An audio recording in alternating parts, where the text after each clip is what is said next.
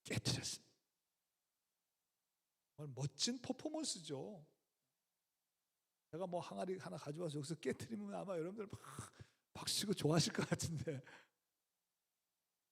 정말 엄청난 퍼포먼스잖아요. 근데 그 의미는 뭐냐면 이제 하나님과의 약속이 깨어졌다. 이렇게 산산조각났다.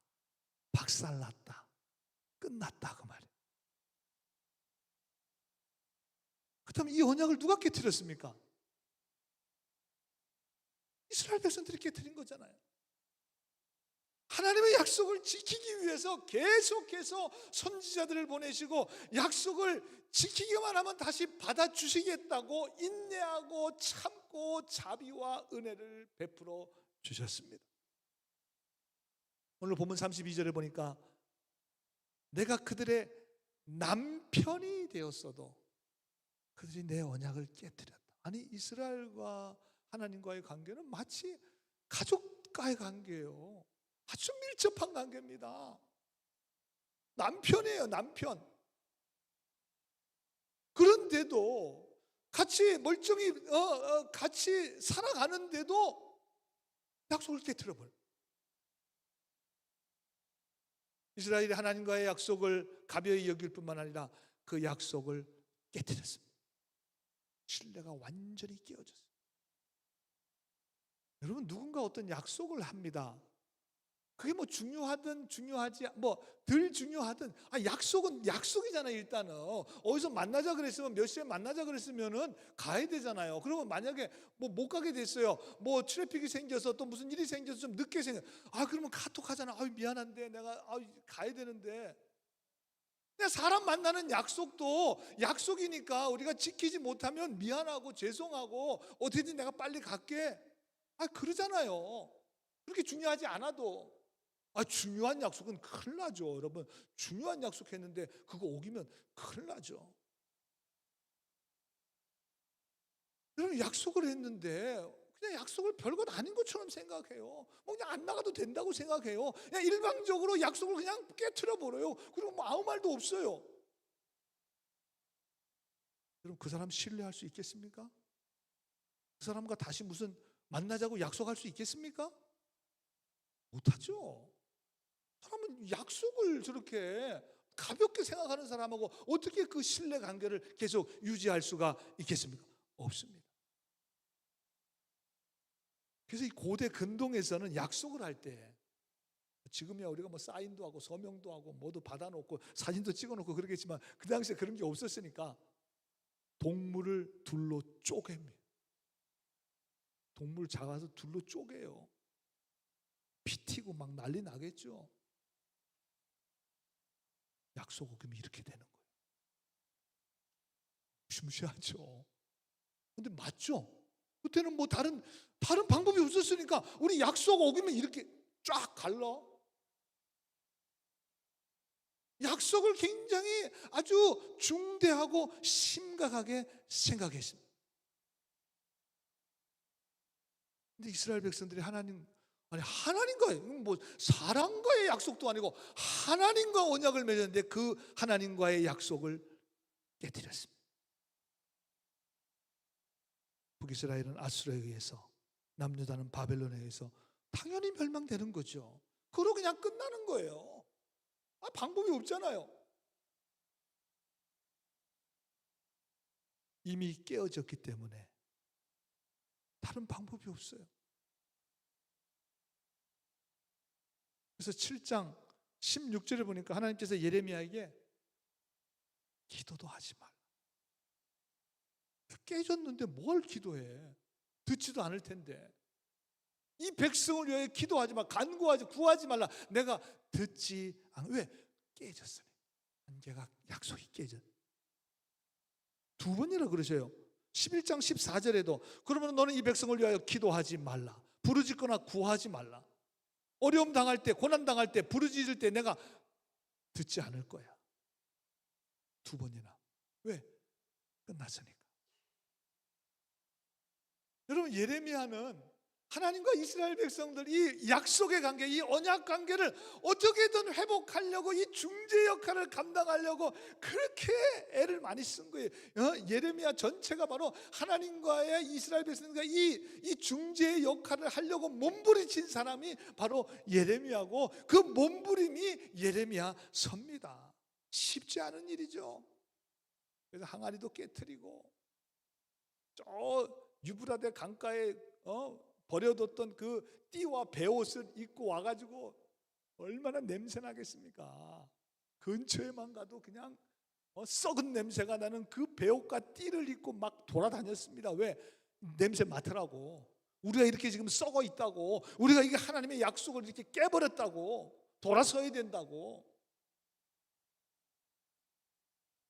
그리고 몇 주 전에는 멍에를 메고 그림 보셨죠? 멍에를 메고 초대받지도 않은 고위급 회담에 불쑥 들어가가지고 다른 사람들한테도 우리가 이 바벨론의 멍에를 메야 된다고 당장 쫓겨났겠죠. 경비원들이 당장 쫓아내고 하나냐라고 하는 거짓 선지자는 그 멍에를 뺏어다가 그걸 꺾으면서 바벨론 이렇게 꺾일 거라고 예레미야를 통해 주신 하나님의 말씀을 완전히 거부했습니다. 이렇게까지 애를 썼어요. 이렇게까지 예레미야가 참 눈물겨워요. 눈물겨워. 그래서 이 중재자가 된다는 건 참 쉬운 일이 아닙니다. 저도 미주에 우리 기독교 대한감리회가 한 250개 정도 이 미국에 있습니다. 그래서 제가 LA에 있을 때 이 미주연의 행정적인 그런 총무의 일을 좀 맡아서 한 적이 있습니다. 교회가 평안할 때는 아무 일 없고 그냥 행정적인 일만 하면 되는데 교회에 어떤 문제가 생겨요. 그럼 제가 연회 총무인 제가 그 교회에 이제 방문해서 얘기를 듣고 이제 연회에서 이걸 어떻게 좀 잘 해결을 하려고 애를 쓰는데 이게 쉽지 않아요. 이쪽은 이쪽대로 이유가 있고 저쪽은 저쪽대로 다 이유가 있어요. 이쪽에서는 저쪽이 잘못했다고, 이쪽에서는 또 저쪽이 잘못했다 그러고. 좀 창피한 이야기지만 목사 편에 서신 분들도 있고, 목사 반대편에 서신 분들도 있고, 장로 편에 서신 분들도 있고, 권사 편에 서신 분들도 있고, 문제가 있는 교회는 패가 많아요. 패가 많아.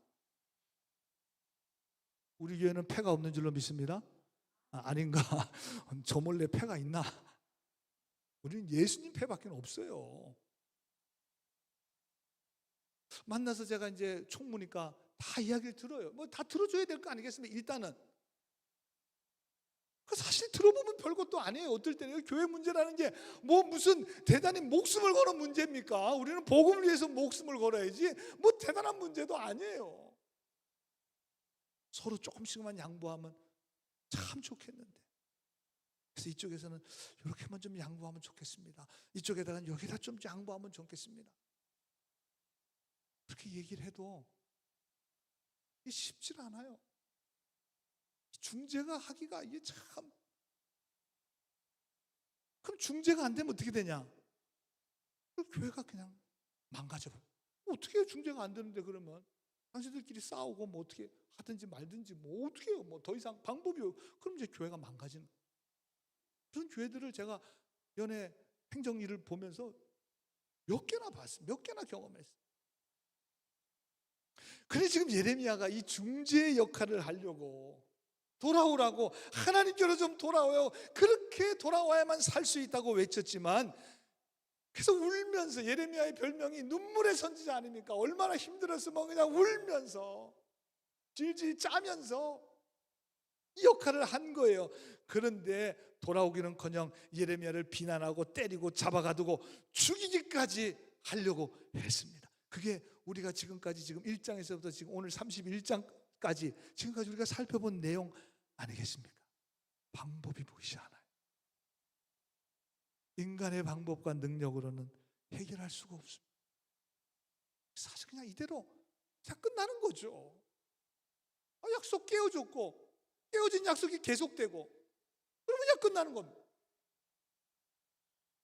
그래서 예레미야도 이 사실을 알았기 때문에 바벨론에 의해서 우리 유대 예루살렘이 멸망한다고 밖에 선포할 수 없었던 거예요. 뭐가 좋아서 멸망한다는 거를 외쳤겠습니까? 자기 동족들에게. 그럴 수밖에 없는 거죠. 왜? 약속을 깼으니까. 물론 제가 이 몇 주 사이에 70년이 다시 채워지면 다시 회복시켜 주시겠다는 하나님의 말씀을 전했지만, 예레미야도 아마 우리가 다 깨놓고 70년이든 700년이든 그게 뭐 어떻게 우리가 다시 하나님과의 언약 백성이 될 수 있을까? 하나님의 말씀이라고 외치긴 했지만 예레미야 본인도 굉장히 의문이었고 질문이었을 것 같아요. 이게 가능할까? 우리가 지금 다 깨트렸는데, 전부 깨트렸는데. 그래서 예레미야 20장 18절에 예레미야가 이러잖아요. 어찌하여 내가 태에서 나와서 이렇게 고생하고 이렇게 슬픔을 보고 이렇게 부끄러움을 보내는, 내가 되지도 않을 중재 역할을 내가 해가지고 지금 내가 이렇게 고난받고 고통받고 내가 지금 이게 도대체 내가 지금 뭐 하는 건가? 자기 연민에 내가 말씀드렸어요. 원망과 낙심이 깊어지면 결국 자기 연민에 빠져. 예레미야도 자기 연민에 빠졌습니다. 언약이 파기되었으니까 약속을 깬 사람은 할 말이 없어요. 할 말이 없습니다, 사실은. 그래서 사실 끝나는 것이지만 이 언약을 계속 이어갈 수 있는 희망은 오직 하나님께만 있습니다. 여러분 믿으시기 바랍니다. 이게 새 언약이에요. 이게 새 언약이에요. 이게 새 언약이에요. 하나님께서 오늘 말씀하셔요. 그래, 이전의 언약 다 덮겠다. 예, 언약 다 덮고 brand new 새 언약을 주시겠다는, 오늘 정말 이게 놀라운 말씀. 다 덮겠다는 거예요. 다 덮겠다는 거예요. 그럼 이 새 언약을 어떻게 주시느냐? 33절 말씀이에요. 그러나 그날 후에 내가 이스라엘과 집과 맺을 언약은 이러하니 곧 내가 나의 법을 그들의 마음속에 두며 그들의 마음에 기록하여 나는 그들의 하나님이 되고 그들은 내 이거 언약이 회복된 거 아니에요. 내가 그들의 이스라엘 백성의 하나님이 되고 그들은 이스라엘 백성들은 나의 하나님이 될 것이다. 여러분, 옛 언약은 십계명 돌판에 새겨졌습니다. 모세를 통해서 돌판에 새겼는데, 그리고 율법을 지키는 행위에 의해서 결정되는데, 새 언약은 돌판이 아니라, 율법이 아니라 우리의 마음 속에 두고 마음에 기록한다는 것입니다. 영어 성경에 보니까 NIV 영어 성경에 minds라고 하는 표현을 썼고 hearts라고 하는 표현을, 저게 다 마음이잖아요. 우리의 마음. 오늘도 하나님께서 살아계신 하나님을 예배할 수 있는 그 마음을 오늘 여러분들에게 허락해 주셔서, 오늘 그 마음, 우리가 새 언약, 이 마음을 하나님께로 받았기 때문에 오늘 마음을 다하고 정성을 다하고 힘을 다하여 오늘 우리가 하나님 앞에 기뻐하시는 거룩한 예배를 드리게 되는 줄로 믿습니다. 마음을 주셨기 때문에. 율법 잘 지켜서 여러분 오신 게 아니에요. 주일 잘 지키기 위해서 오신 거 아니에요. 마음을 주셨어. 하나님을 예배하는 마음을 주셨어. 그 열정을 주셨어. 신령과 진정으로 예배하는 그 마음을 하나님이 주셔서 새 언약을 주셔서 오늘 주님 앞에 우리가 나와서 하나님을 찬양하고 예배할 수 있는 것입니다. 사도 바울이 이 사실을 알았기 때문에 로마서 10장 10절에 보니까 마음으로 믿어 의에 이르고 입으로 고백 시인하여 구원에 이르느니라 그랬습니다. 율법을 지키고 행하는 것이 아니라 마음으로 믿어 하나님 우리를 의롭다 해주셔서 오늘 그 마음, 새 언약을 마음으로 주신다잖아요. 마음으로. 그리고 그 마음에 있는 것을 입술로 고백해서 하나님의 구원의 역사를 이루게 되는 것입니다. 여러분, 하나님의 뜻대로 살아갈 수 있는 성령의 은혜와 능력을 여러분 마음 가운데 하나님이 허락해 주셨다는 것입니다. 여러분이 하나님의 새 언약을 믿으시기를 간절히 소원합니다. 새 언약을. 그렇다면 이게 하나님의 언약에 깨어진 결정적인 이유는 죄 때문이죠. 그러면 우리가 질문할 수 있습니다. 죄 문제는 그러면 누가 해결해 주나요? 우리 죄 지었잖아요. 마음을 주신다는 건 알겠는데 그러면 죄는 어떻게 해결되나요? 나라가 망하고 아수르의 바벨론의 포로로 잡혀간 이유가 바로 자기네들의 죄악 때문이었습니다. 그래서 34절에 보니까 죄에 대해서 이렇게 선언해 주고 있어요. 그들이 다시는 각기 이웃과 형제를 가르쳐 이르기를 너는 여호와를 알라 하지 아니하리니 이는 작은 자로부터 큰 자까지 다, 왜? 하나님 마음을 주셔서 다 알 수 있게. 그리고 나서 뭐라고 말씀하세요? 내가 그들의 악행을 어떻게 하고? 사하고 다시는 그 죄를 기억하지 아니하리라. 하나님의 말씀이니라 그랬습니다. 작은 자부터 큰 자까지 모두가 다, 모든 세상 사람들이 다 하나님을 알게 될 거라 그러죠. 여러분 어떻게 알게 됐나요? 여러분 하나님을 어떻게 알게 됐나요? 2000년 전에 예수 그리스도께 이 땅에서 오심으로 하나님의 구원의 은혜가 온 세상에 비춰지게 되었습니다. 그래서 우리가 알았잖아요. 우리 원래 하나님 모르던 사람들이었잖아요. 근데 우리 하나님 알았습니다. 어떻게? 예수님이 이 땅에 오심. 그리고 예수님이 이 땅에 오신 이유는 바로 온 세상의 악행을, 죄를 사하고 나의 죄를 사해 주시기 위해서 예수님께서 십자가에 죽으심으로 우리의 모든 죄를 다 사해 주셨습니다. 죄의 문제를 완전히 해결해 주셨습니다.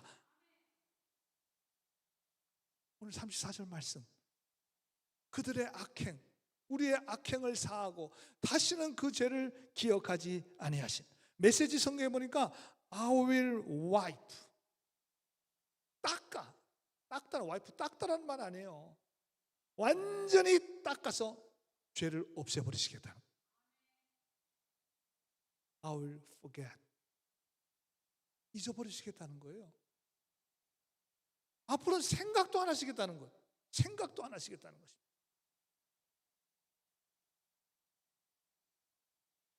여러분 하나님 말씀하신 저 말씀 그대로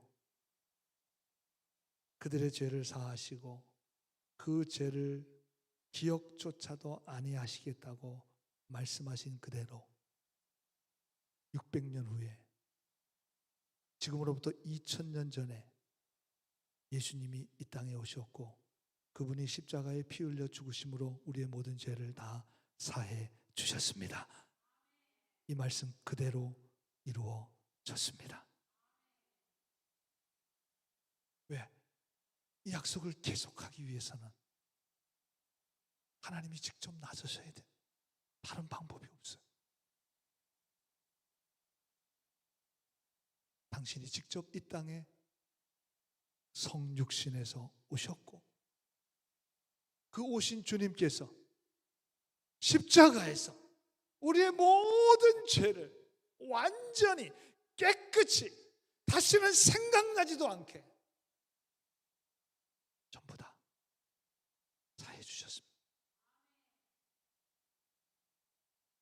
그래서 우리의 마음에 하나님의 성령의 감동하심으로 새 언약이 되신 예수 그리스도를 믿게 해 주셨습니다. 믿고 하나님과 약속을 맺은 언약 백성이 되게 해 주셨습니다. 하나님의 자녀가 되게 해 주셨습니다. 하나님과의 약속이 다시 회복되었습니다. Brand new. 우린 새거 받았습니다. 새거 받. 그리고 이 언약은 다시 깨어질 수가 없어요. 왜? 우리 마음의 생, 각자의 마음의 생, 절대로 사라지지 않아. 이거는 어디 돌판에 새긴 거면 뭐 그거 막 찾아 나서야 되는데 그럴 필요도 없어요. 우리 마음의 생, 마음에 여러분 구약을 Old Testament, 옛 언약이라 그러잖아요. 신약을 New Testament, 새로운 언약인데, 목사님 옛 언약, 이렇게 두꺼운 옛 언약, 유대인들이 믿는 이 성경, 유대인들이 믿고 우리는 새 언약, 뉴 테스트먼트, 그냥 신약만 보면 되지 않습니까? 얼핏 들으면 맞는 것 같기도 해요. 그러나 구약이 필요한 이유는 우리가 받은 이 새 언약이 어떻게 받게 됐는지를 여러분 구약을 통해서 우리가 너무나 생생하게 보여주고 있기 때문에 그렇습니다. 생생하게 보잖아요. 이스라엘 백성들이 이렇게 실패했기 때문에,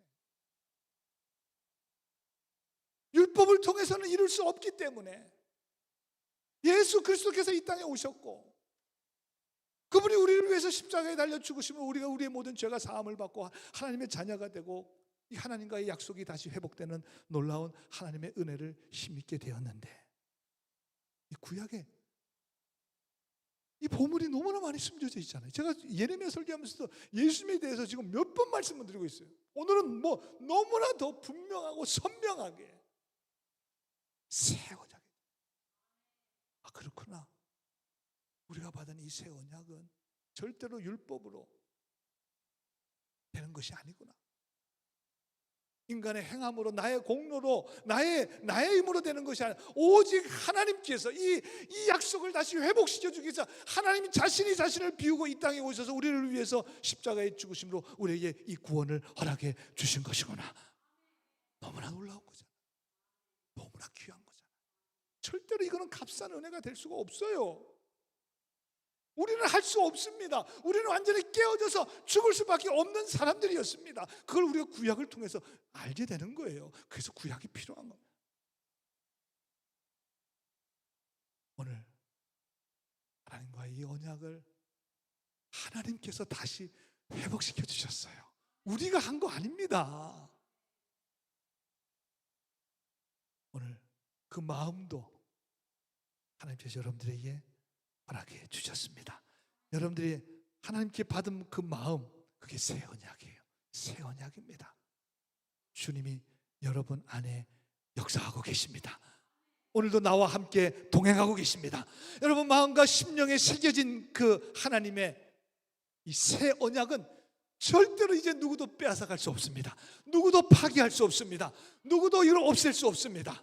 언약의 완성을 이루셨습니다. 우리가 다 받았어요. 한 번도 빠짐없이 다 받았습니다. 그 약속의 말씀을 꼭 붙드시고, 절대로 여러분 하나님의 언약은 이제 깨어지지 않습니다. 확실하게 믿으시고, 여러분 그 믿음으로 날마다 승리하며 살아가시는 여러분들이 되시길 주님의 이름으로 간절히 축원합니다. 기도하겠습니다.